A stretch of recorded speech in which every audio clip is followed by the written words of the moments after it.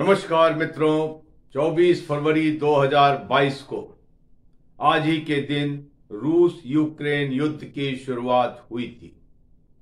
इन 2 सालों में कभी ऐसा नहीं लगा कि यह युद्ध समाप्त हो सकता है। आइए इस बात की पड़ताल करें कि इन 2 सालों में रूस और यूक्रेन ने क्या हासिल किया और क्या खोया। आपको याद होगा, प्रेसिडेंट पुतिन ने कहा था कि वो इस युद्ध में इसलिए उतर रहे हैं ताकि नेटो का विस्तार यूरोप में रोका जा सके। क्या वो कर पाए? इन 2 सालों में स्वीडन और फिनलैंड को नेटो की सदस्यता मिल गई और इसके बरअक्स प्रेसिडेंट जेलेंस्की को ये उम्मीद थी कि यूक्रेन को जल्द ही नेटो का मेंबर स्टेट बना लिया जाएगा और अमेरिका और नेटो के मुल्क रूस के खिलाफ यूक्रेन की धरती पर युद्ध लड़ने के लिए उतरेंगे। लेकिन ऐसा नहीं हुआ।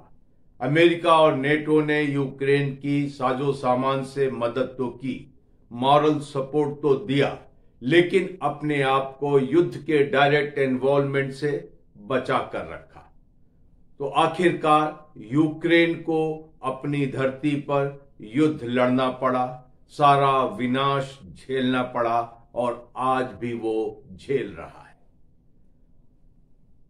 द्वितीय विश्व युद्ध के बाद यूरोप में लड़ा जाने वाला भीषणतम युद्ध रूस यूक्रेन वॉर है, जिसमें कहा जाता है कोई 5 लाख सैनिकों की मृत्यु हो चुकी है। यूक्रेन का करीब 60% इंफ्रास्ट्रक्चर बर्बाद हो चुका है। आइए जानते हैं कि फ्रंट लाइन के हालात कैसे हैं। रूस यूक्रेन वॉर की फ्रंट लाइन कोई 1100 किलोमीटर लंबी है और ये यूक्रेन के 5 राज्यों खार्किव, लुहांस्क, डोनेट्स्क, ज़पोरिज़िया और खेरसन होकर गुजरती है। फ्रंट लाइन के पूर्व में क्रीमियन पेनिनसुला भी है और इन फ्रंट लाइन पर जहां पर आज भी युद्ध चल रहा है और महीनों से चल रहा है, उनके नाम इस प्रकार हैं: कुपियांस्क, स्वाटोव, क्रेमिना, बाख्मुत। आपको याद होगा, रूसी सेना ने यूक्रेनी सेना से इसको कोई 10 महीने पहले छीना था। अवदीका, जिसको अभी हाल फरवरी में रूसी सेना ने यूक्रेनी सेना से कैप्चर किया है, जिसकी वजह से डोनेट्स्क प्रांत की राजधानी डोनेट्स्क का नॉर्दर्न शोल्डर सिक्योर हो गया है। लेकिन सदर्न शोल्डर मरिंका में आज भी लड़ाई जारी है। इसी तरीके से वुलेदर, कई महीनों से यहां लड़ाई चल रही है। नोवोडोनेस्क, पित्यून, रोबोटाइव, वेसिलिविका, खेरसन। आपको याद होगा कि नीप्रो नदी के पूर्वी छोर में रूसी सेनाओं को यूक्रेनी सेना ने नवंबर 2022 में खदेड़ दिया था।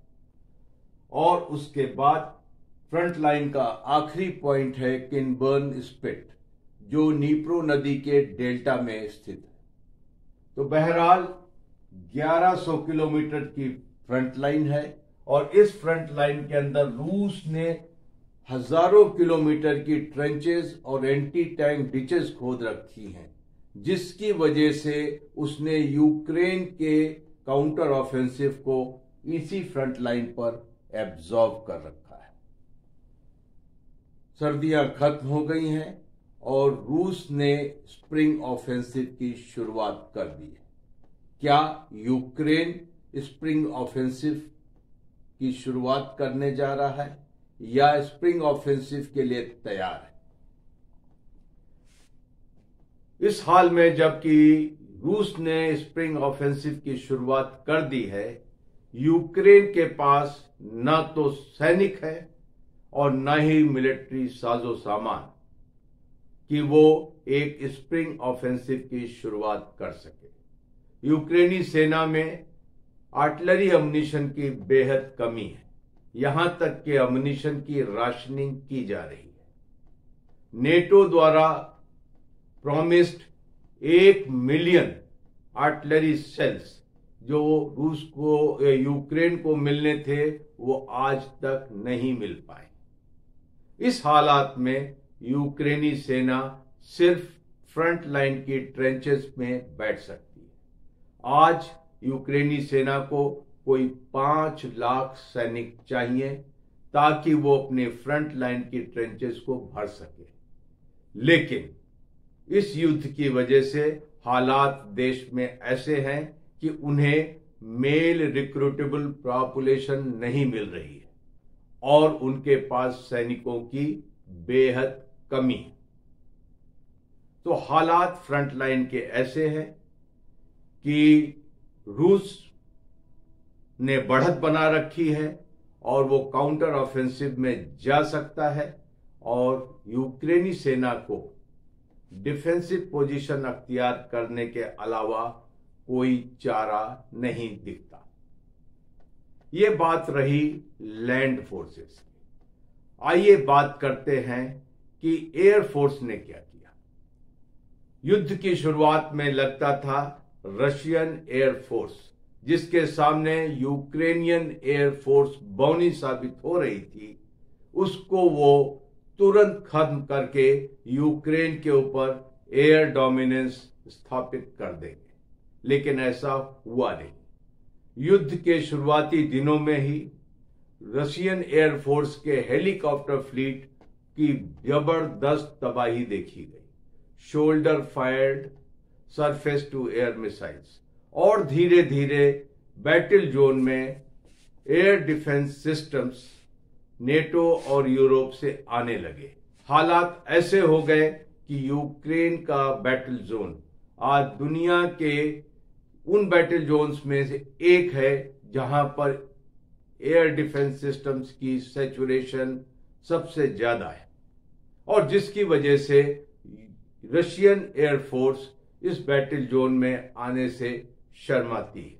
इसके बाद भी, इन सारी सावधानियों के बाद भी रशियन एयरफोर्स ने 60 से 80 एयरक्राफ्ट इस युद्ध में 2 साल में गंवाए हैं और यूक्रेनी एयरफोर्स ने अपने सुखोई 24 से उनके उन्नत हवाई जहाजों सुखोई 35 को मार गिराया है। तो बहरहाल रूसी एयरफोर्स बैटल जोन में आने से घबराती है और पीछे से स्ट्रेटेजिक बॉम्बर्स से मिसाइल्स फायर करती है। थर्ड डायमेंशन इस युद्ध का ड्रोन्स ने और मिसाइल्स ने टेक ओवर कर लिया है। इस युद्ध में हवाई जहाज, फाइटर एयरक्राफ्ट नहीं दिख रहे। इसके अलावा अगर हम बात करते हैं नेवी की, तो आप अप्रैल 2022 में यूक्रेन ने रूसी नौसेना का ब्लैक सी फ्लीट का flagship Moskva anti ship missile Neptune से मारकर पानी में डुबो दिया और उसके साथ शुरुआत हुई रूसी नौसेना की पतन की। आज हालात ये हैं कि कभी 80 युद्धपोतों के साथ युद्ध में उतरी रूसी नौसेना के ब्लैक सी फ्लीट में कोई 30% शिप या तो डुबो दिए गए हैं या वो डैमेज होकर रिपेयर में गए हुए हैं। आज सेवेस्टोपोल, जो कभी रूसी नौसेना का हेडक्वार्टर हुआ करता था, वहां से सारे शिप्स को हटा दिया गया है और वो क्रास्नोदर में, नोवोरोसिविस्क में वहां पर छिपा दिए गए हैं ताकि यूक्रेन के ड्रोन से बचा जा सके। यूक्रेन ने ये कमाल 3 चीजों से किया: varactor drones, anti ship missile और अनमैन्ड सरफेस व्हीकल मागुर। इनसे उन्होंने जो हासिल किया है वो बड़ी बड़ी नौसेनाएं हासिल नहीं कर सकती।